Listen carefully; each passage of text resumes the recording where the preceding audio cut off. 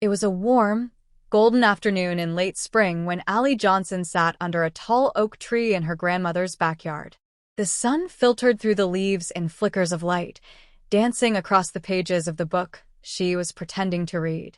Her older sister, Emma, sat beside her, diligently flipping through a thick science journal, her eyes serious and focused behind her reading glasses. Allie, on the other hand, found her thoughts drifting.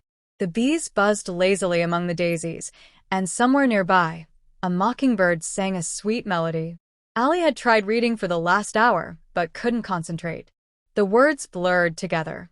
It was too beautiful a day to sit still, and too peaceful a place not to dream. Then she saw something she couldn't quite believe. Out of the corner of her eye, a white bunny, wearing a navy blue vest and checking a pocket watch, scampered past her, muttering, "Oh dear, I'm going to be late." Allie blinked and sat up straight. "Did you see that?" she asked Emma, nudging her shoulder. Emma looked up, confused. "See what?" "The rabbit," Allie exclaimed. "He was wearing clothes." Emma raised an eyebrow, then chuckled softly. "Maybe you need a nap, Allie." But Allie had already jumped to her feet, her curiosity overwhelming. She followed the bunny as he bounded through the garden gate and across the tall grass. He darted behind the wild rose bushes and disappeared into a hollow space beneath a large elm tree. Without thinking, Allie crawled after him and found herself falling. Down, down, down she went, through a tunnel filled with pictures, bookshelves, and floating teacups. She should have been frightened, but somehow it all felt like part of a dream she didn't want to wake up from. She landed softly on a pile of pillows and cushions, right in the middle of what looked like a hallway filled with dozens of doors. The smallest door, no higher than her knee, glowed softly.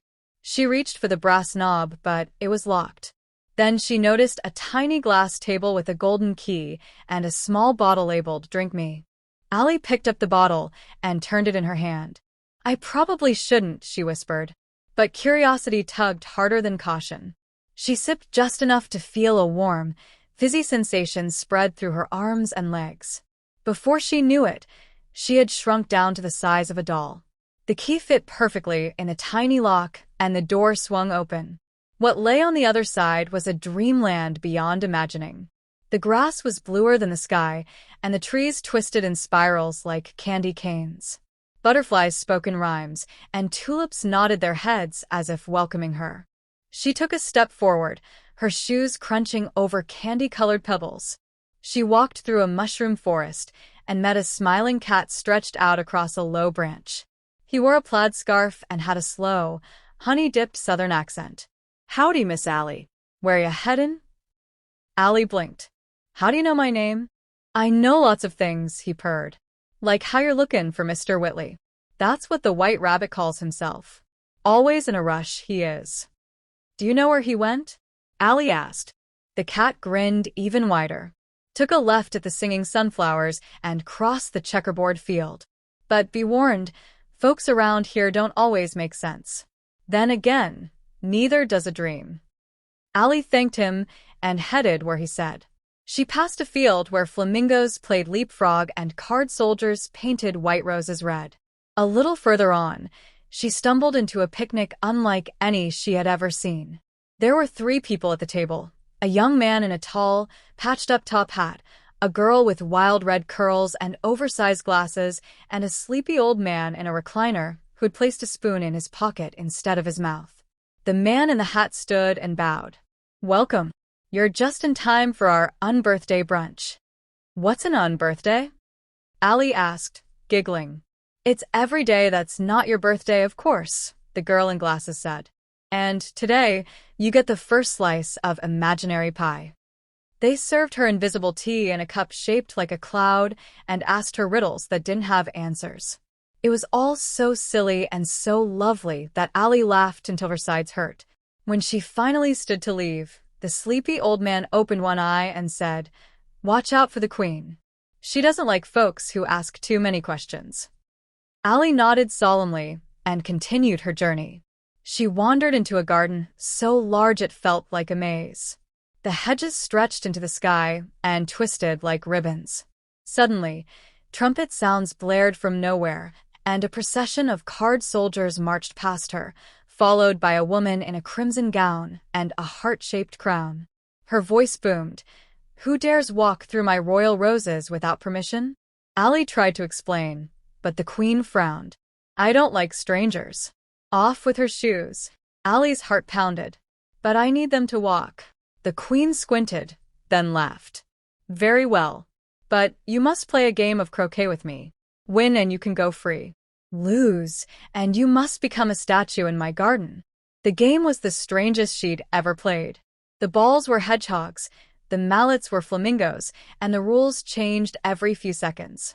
But Ali just laughed and played along, dodging the queen's tantrums and tricks. In the end, the queen huffed, "You're too clever to lose." "Fine. "You may go, but only if you promise to never outsmart me again." Ali curtsied and said, "Your Majesty, I promise not to play croquet with flamingos again." That seemed to satisfy the queen. As Ali walked away, she found herself back near the little door she had first entered. The key now hung on a floating balloon, and the bottle had refilled itself. She took another sip and began to grow, slowly at first, then all at once until she was her normal size again.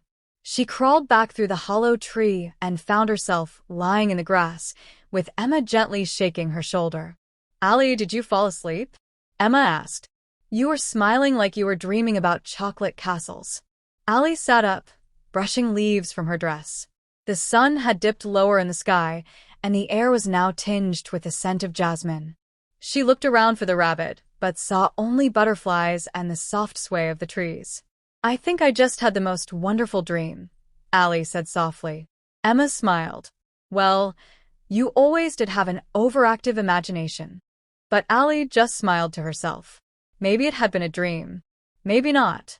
But somewhere, in a land where cats grin and tea is invisible, a girl named Ali had walked through a wonder dream, and it had felt more real than anything in the waking world.